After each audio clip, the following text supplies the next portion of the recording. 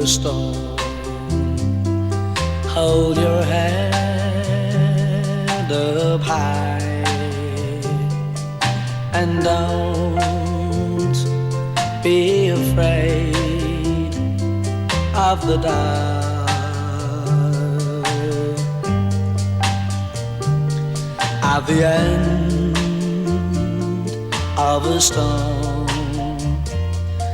there's a golden sky and the sweet silver sound of love.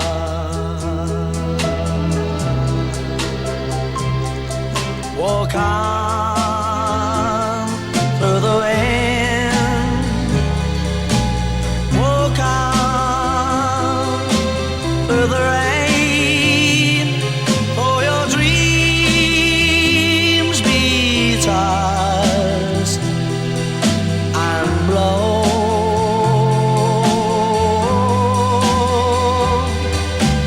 Walk on with hope in your heart, and you'll never walk alone.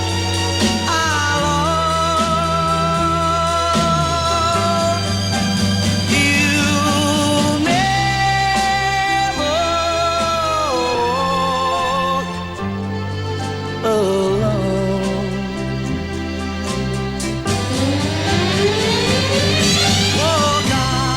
alone. Walk on with hope in your heart, and you'll never walk alone.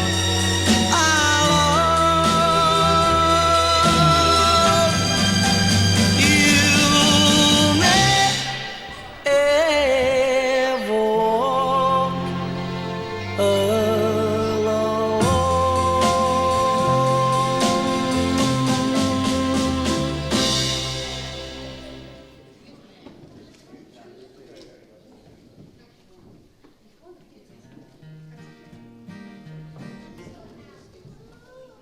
You walk through a storm. Hold your head up high and don't be afraid of the dark.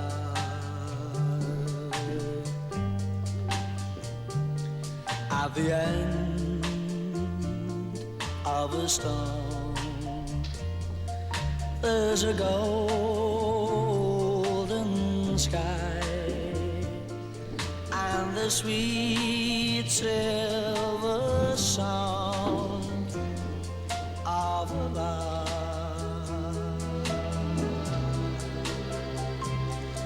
Walk on through the wind, walk on through the rain, for your dreams be tossed and blown.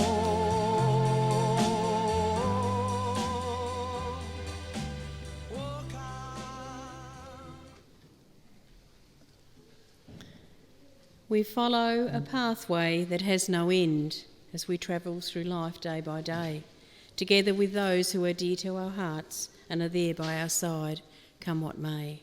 But sometimes a loved one must travel ahead for reasons that aren't always clear, and we're left behind to continue along, missing one who is no longer here.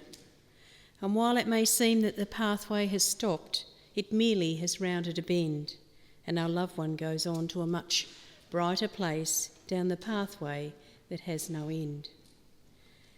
Having to say goodbye to someone that you know is never easy, and that's why gathering as family and friends is so important. And so on behalf of Nita, Veronica, Shane, Craig, Debbie, Cheryl and their families, I warmly welcome you as we come together to honour and celebrate Ken's life. Your presence here today is greatly appreciated. I also welcome family and friends who are unable to be with us and are joining us by live stream. Welcome. My name is Delma Carpenter, and along with Peter and her colleagues from Parkside Funerals, we feel privileged and honoured to have been asked to conduct this service for you. And just as a little reminder, if you haven't turned your mobile phones onto silent, now would be a great time to do that.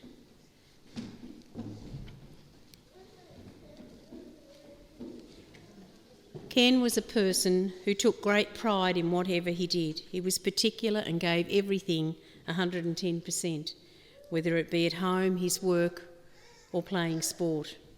He had a friendly nature, got on well with people, and could connect with people from all walks of life. The family said there were times that he could be stubborn and independent and liked to do it his way, but he balanced this with kindness, generosity, and would do anything to help any one of you. Family was an integral and an important part of Ken's life. Although Ken had a number of health problems, his passing on Friday, the 24th of February, came as a shock to you all. Whether death be expected or unexpected, there's still a profound sense of loss when it happens. It can turn our whole world upside down, and we need to process the accompanying grief, and this takes time. There is a sadness we feel, especially when we know we won't ever see them again. Part of who we are and where we come from is gone. There's an empty space that you feel will never be filled, and in truth, it never will be. It is important that you allow yourselves that time to grieve for the one who was so special to you. And so today, as we pay tribute and share this time remembering Ken, a unique and special person, this is the first step in that process.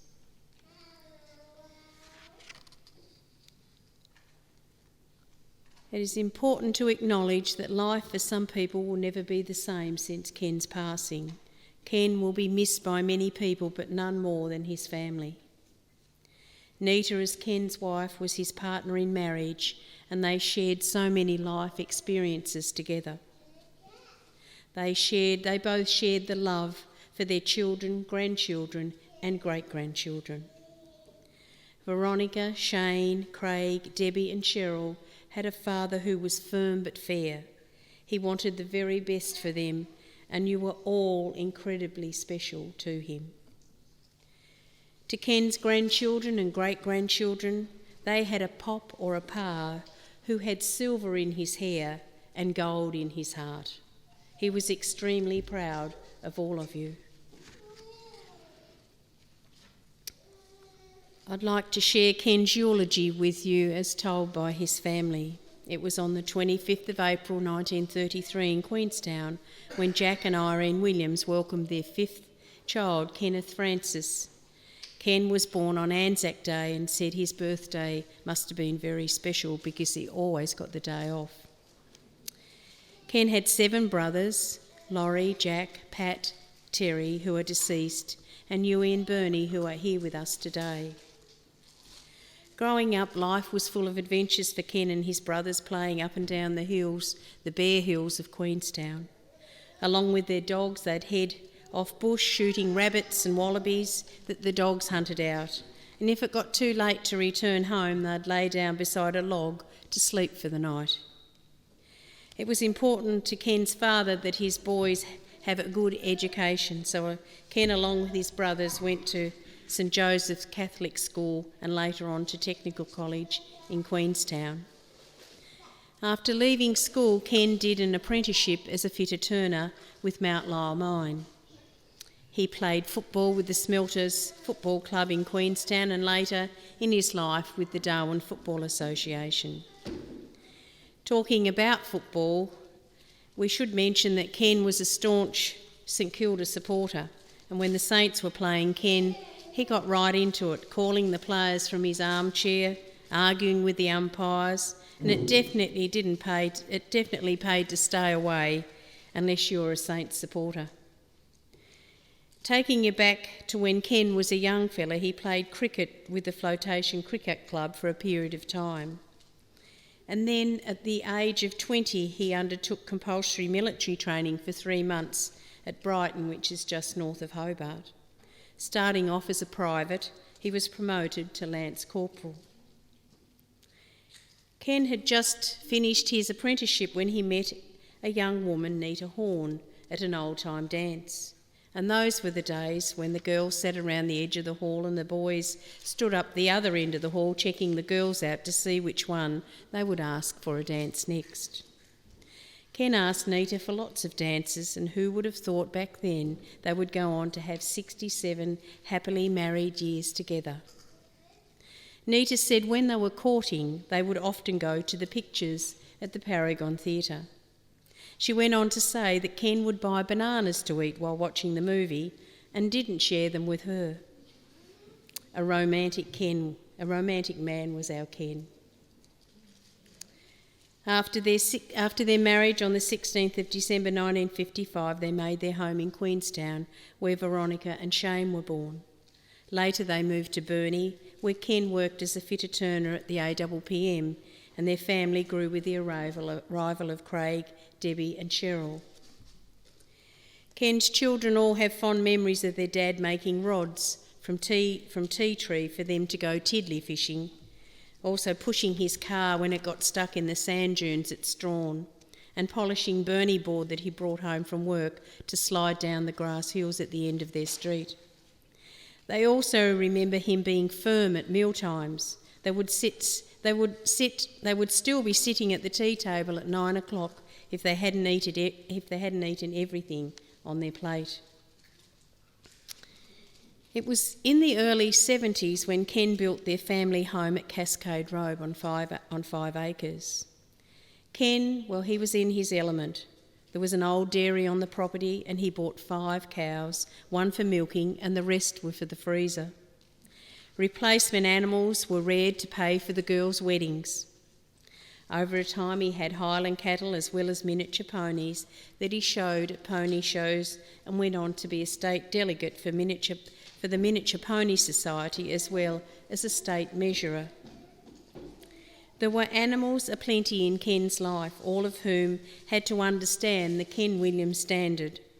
The most recent of these being his favourite breed, the miniature Dachshund named Coco, who remains behind to bring back memories.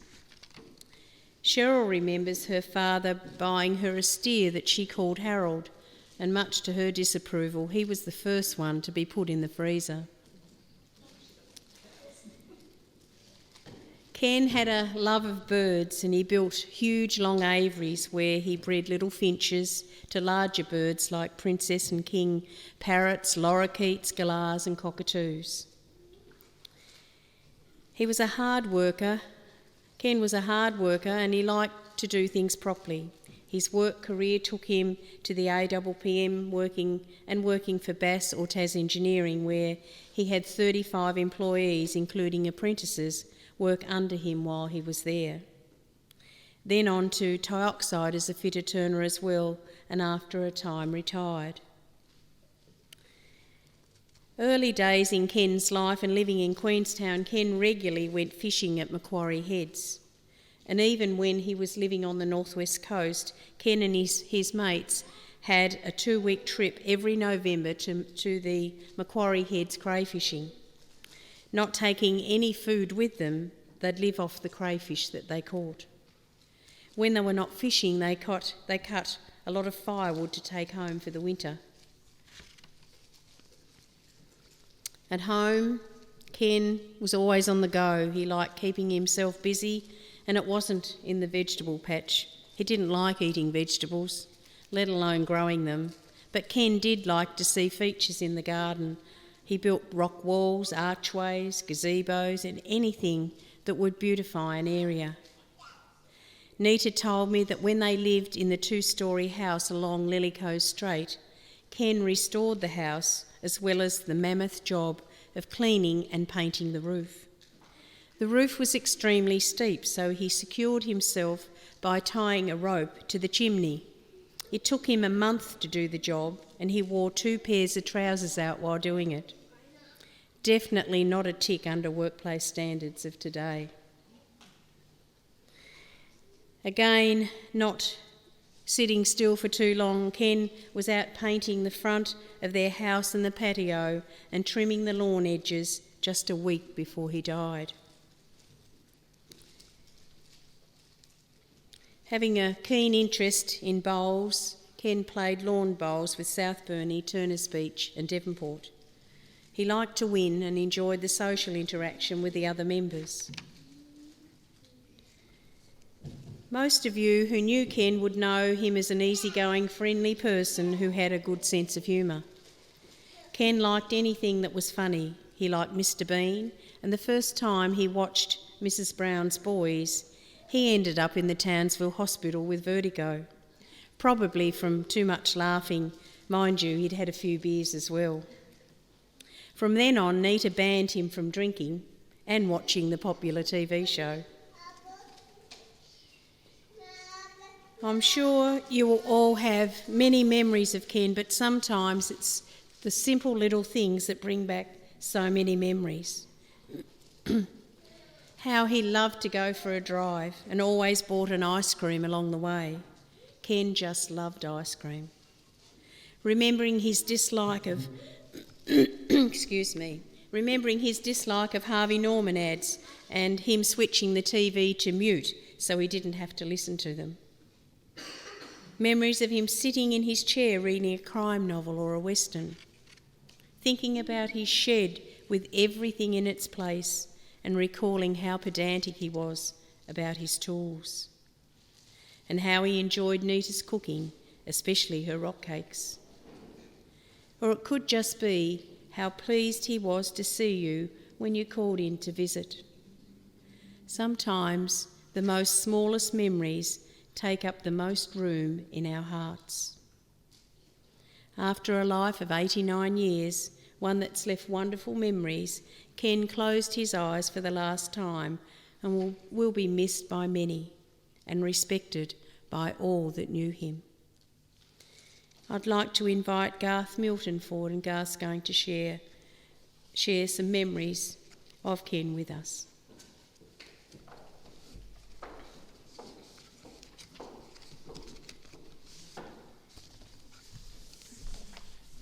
Thank you, Garth. Thank you.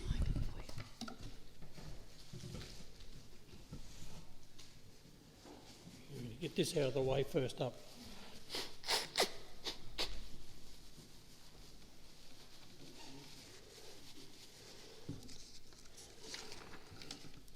Morning, everybody.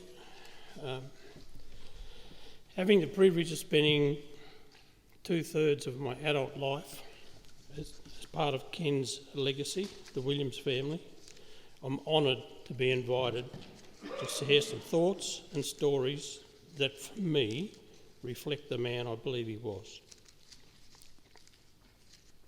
I don't presume to speak on behalf of the surviving siblings, but I know in my heart they will all have their own private thoughts and feelings about their father.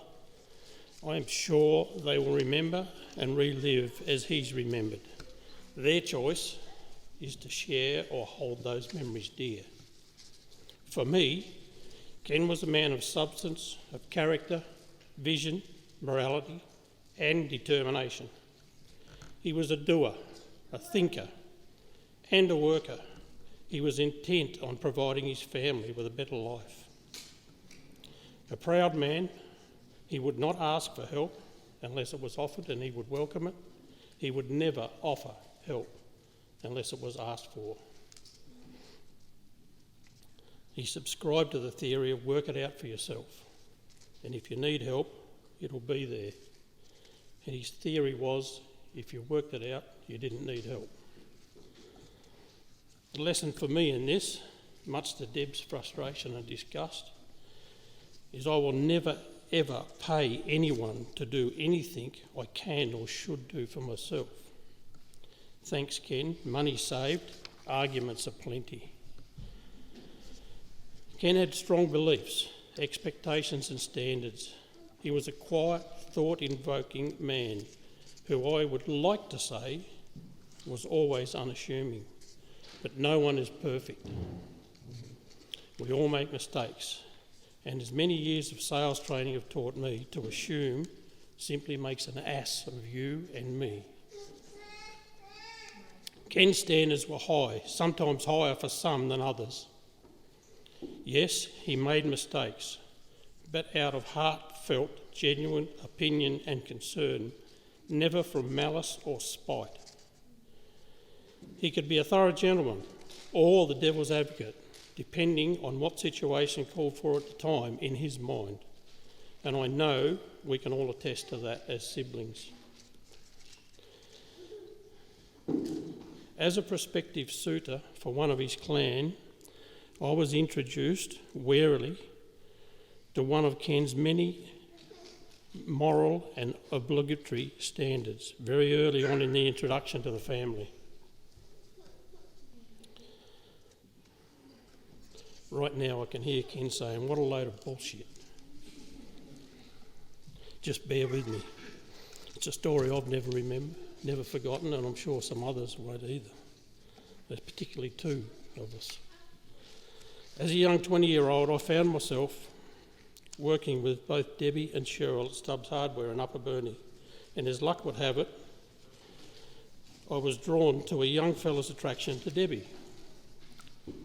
After consulting with Cheryl, I plucked up the courage to ask the question, only to be informed that I first had to ask Ken for permission. "Dad will be here to pick me up after work." I thought, crap. But it had to be done. The anticipation was unnerving. Imagine his surprise when he pulled up outside to pick Debbie and Cheryl up, expecting them to climb in his AP5 Red Rocket for a ride home, only to find myself, a nervous pup, introducing myself as a prospective son-in-law and asking for his permission to date his daughter. The deed was terrifying, which I'm sure Ken was loving all the time. He looked me up and down and asked me why, left me hanging while Debbie and Cheryl were standing on the other side of the road waiting for a lift home. Then he said, "I'll talk to Debbie when I get home and she'll let you know if she's interested." The short story is, it worked out as it should have. I stand before you a humbled and proud member of the Williams family. After 43 years of marriage, founded on values and standards of an earlier generation, the values Ken was instrumental in cementing: love, trust, mutual respect and unwavering commitment.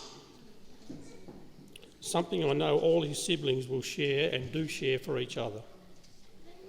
There are many other stories, some shared in private in our one-on-one conversations, which will remain close to my heart. We built together, we played together, we laughed together. We who are left will remember together. I will never forget the late night courting warning from Ken on the other side of the lounge room door. Boarders to bed, outsiders to buggery. Never forgot it. I personally have the utmost admiration and respect for the man I am proud of to say he is my father-in-law. I miss you, Ken.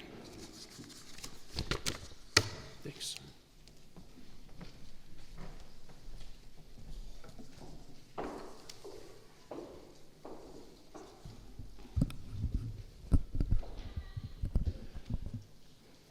Thank you, Garth.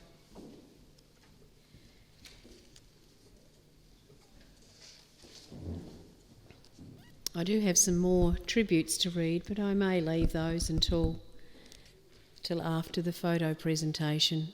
And that we've been talking about Ken in words, and we're now going to see his life through photos with an audio-visual presentation.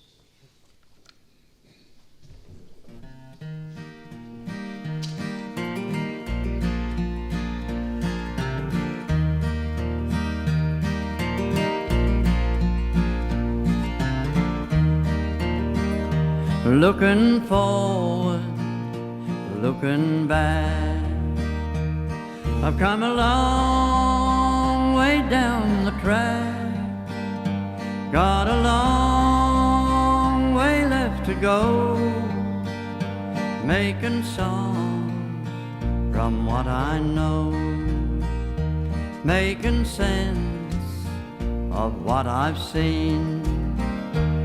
All the love we've had between you and I along the track, looking forward, looking back. There are strange days full of change on the way, but we'll be fine. Unlike some, I'll be leaning forward to see what's coming, looking forward, looking back. I've come a long way down the track, got a long way left to go, making songs from what I know.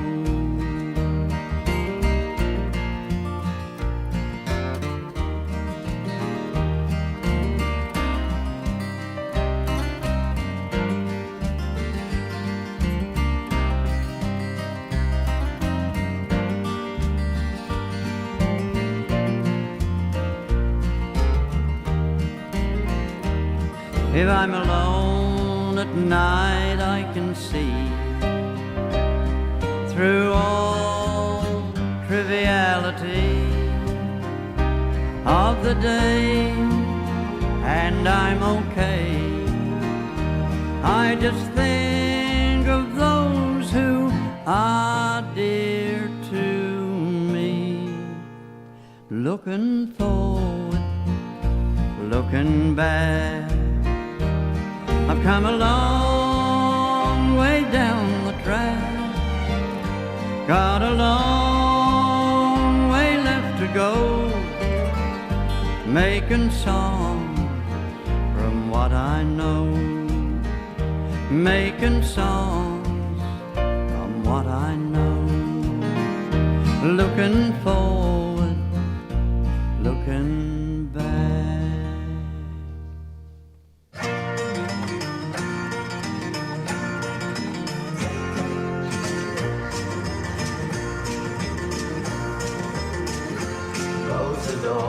Light the light, we're staying home tonight, far away from the bustle and the bright city lights. Let them all fade away, just leave us alone, and we'll live in a world of our own. We'll build a world of our own that no one else can share. All our sorrows will leave far behind us there, and I know you will find there'll be peace of mind when we live in a world of our own. Oh my love, I cried for you so much, lonely nights without sleeping while I long for your touch. Now your lips can erase the heartache I've known. Come with me to a world of our own. We'll build a world of our own that no one else can share. All our sorrows will leave far behind us there, and I know you will find there'll be peace of mind when we live in a world of our own.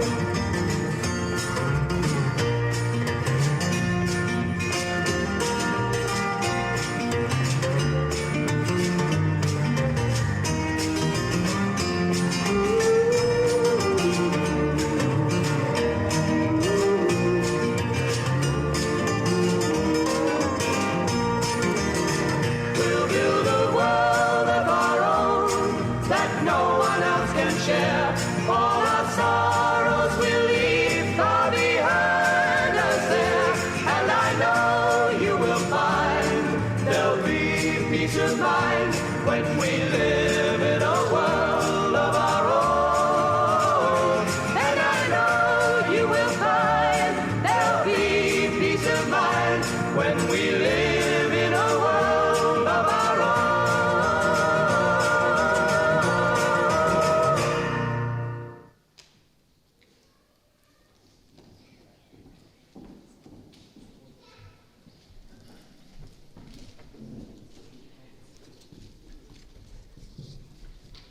I mentioned earlier in the service about Ken liking ice cream, and you would have noticed a couple of photos where he had 1 or 2 ice creams in his hand. Well, later on, we have the ice cream van coming for you all to have an ice cream in honour of Ken. I'd like to share some tributes for you from grandchildren and great-grandchildren. From Kayla. A few nights ago, we all lost a great man, a husband, a father, a brother, a grandfather and great-grandfather, my great-grandfather. I think the hardest part of losing someone isn't having to say goodbye, it's learning to live without them. Living without you will be a struggle for everyone. Your smile, your laugh, and your kind soul will live on through your children, grandchildren, and great-grandchildren forever. There are no goodbyes for us. Wherever you are, you will always be in my heart. I'll love you and miss you forever, Pa. Love always, Kayla.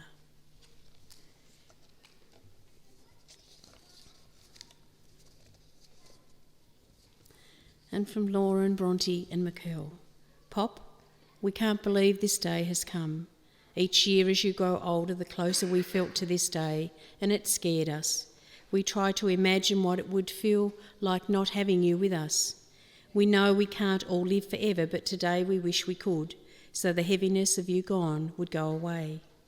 We know there is something else out there for us, and that you are on that journey now. You've been a great dad, Pop, and great Pop, and we'll be forever grateful to have had so much time with you, and even more grateful that you were here to meet all our children, and they were able to know you. You've always been a man of very few words, and in the earlier days you were a busy man, working hard on your many backyards and beautiful gardens, building and renovating houses or woodworking. But you always took the time to sit when we visited, to listen, to chat, and break out your witty sense of humour and little remarks. Here are just a few of the memories that we hold on to. Following you along the bird aviaries while you fed and cleaned their cages, asking questions, plucking your eyebrows, playing hairdressers, listening to your tapes, watching Mr. Bean and quiz shows like Wheel of Fortune, country and westerns, and of course the football. Not all of us were Saints supporters. Your jar of lollies, Tarzan jubes and licorice, bouncing in your waterbed, walking through your gardens, tractor rides and taking care of your ponies, trips to the market and fishing trips too. We shared a holiday to Melbourne to watch the football, Carlton versus Saints. We think St Kilda won, and also to Perth. We shared plenty of sleepovers at your house, the shack, and our house when Mum and Dad went away. When we stayed, we always found it fascinating that you would wake up and head straight to the bathroom to get ready for the day, and that you didn't eat brekkie in your jammies like us. Off you'd head to bowls, and it was always felt like forever before you came home, watching out the window waiting for you to return.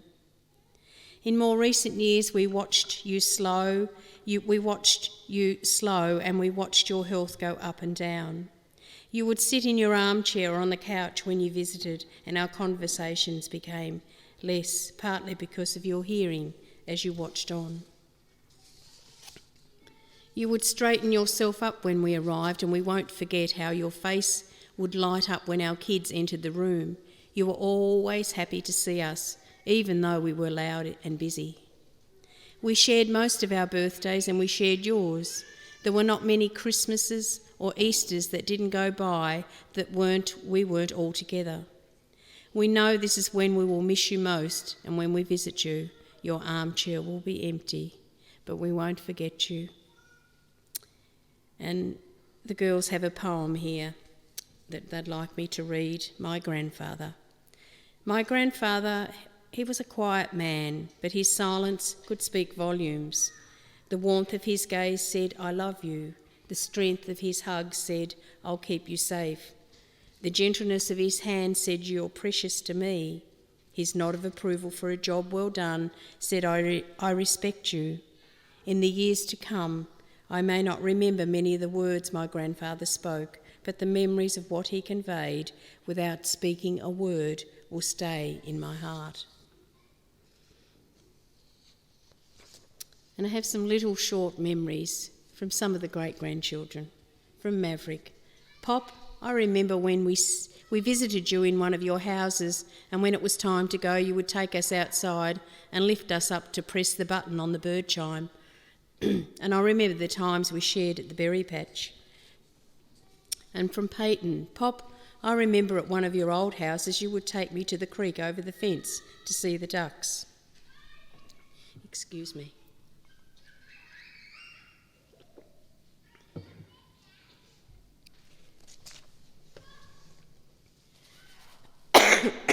Excuse me. And from Peyton, from Emmett. I like that you came to my birthdays and Christmases, and I like when you said hello to me. From Jovi, dear Poppy Ken, I have a wonderful time in your world. Hope you have a good time there. Now it's time to say goodbye. And Wyatt, Pop, I like playing iPad with you, and the flower you gave us is big now. From Spencer, Pop, I think you're going to come back as a cockatoo because you like birds, and when the cockatoos fly over our house, one of them is going to be you. Enjoy your life on the other side, Pop, until we meet again. Love always and forever. From Lauren, Bronte, Mikkel, their partners Lisa, Kate, Tauby, and great-grandchildren Peyton, Maverick, Spencer, Jovi, Emmett, Wyatt, Tallow, Ellis and Maeve. Peyton found a poem that she would like me to read.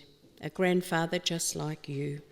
I just want to let you know you mean the world to me. Only a heart as dear as yours would give so unselfishly. The many things you have done, all the times that you were there, help me know deep down inside how much you really care. Even though I might not say I appreciate all you do, richly blessed in how I feel, having a grandfather just like you. Lovely tributes.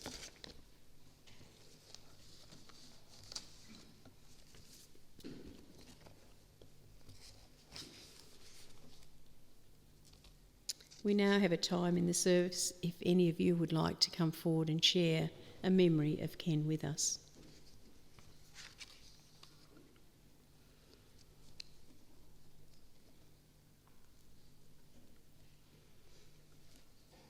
I'm sure there's going to be many memories shared at refreshments after the service.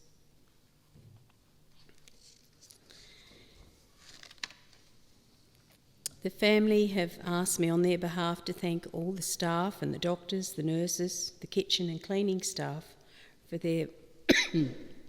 Excuse me, I've got a tickle in my throat.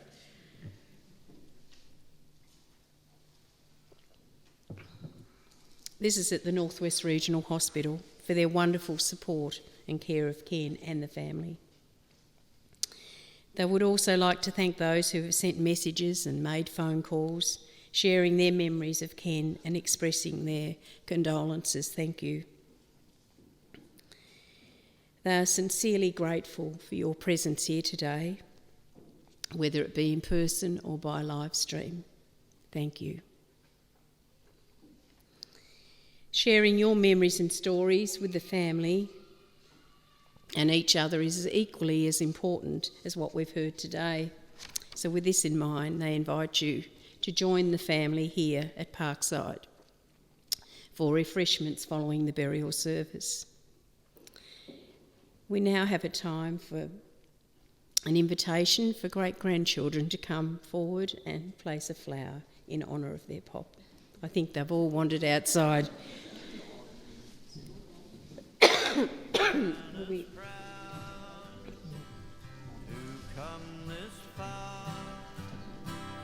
Down through the years to where we are,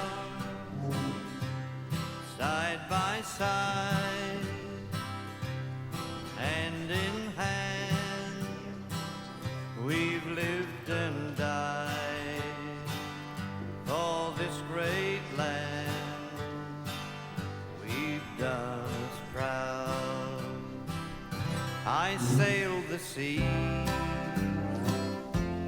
search of freedom, I till the soil for seed to grow. I build the fences to hold the cattle. I mind the earth. I think the other great-grandchildren will place theirs later. Oh no, here they I come. sheared the sheep of golden fleeces. I formed a union to win fair pay.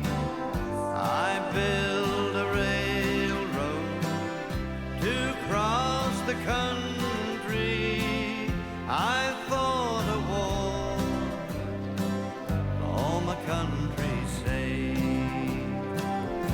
We've done us proud to come this far, down through the years to where we are, side by side, hand in hand.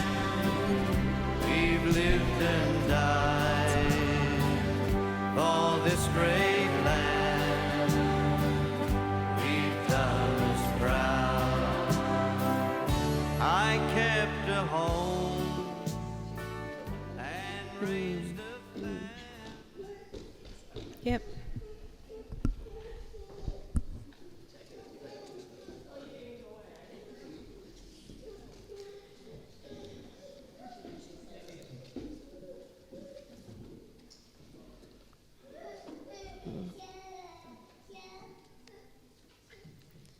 I think the boys have got more important things to do. The time has come for us to take Ken to his final resting place. We'd like you to join us for his burial service at the Burney Lawn Cemetery next door. If you're unable to come with us, you're most welcome to wait here at Parkside for the family to return. Please stand if you're able. Oh, when the saints go marching in, oh, when the saints go marching in, oh, how I want to be with St. Kilda, when the saints go marching in.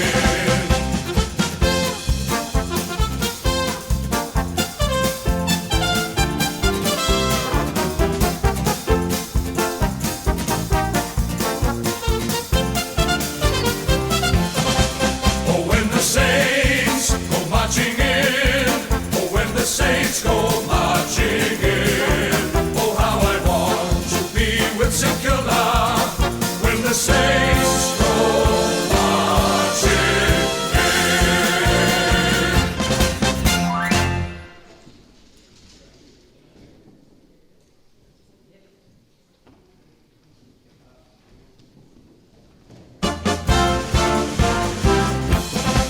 Oh, when the saints go marching in, oh, when the saints go marching in, oh, how I want to be with St. Kilda, when the saints go marching in.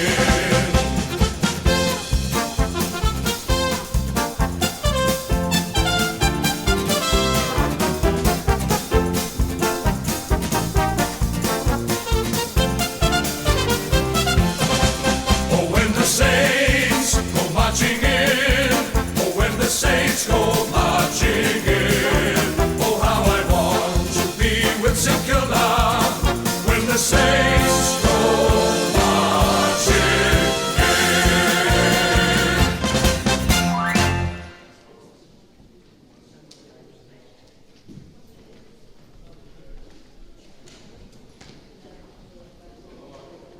We've done us proud to come this far, down through the years to where we are, side by side, hand in hand.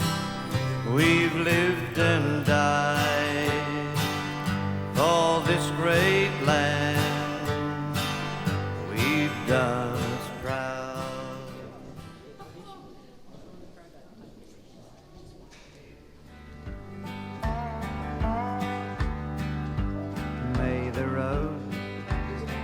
rise up to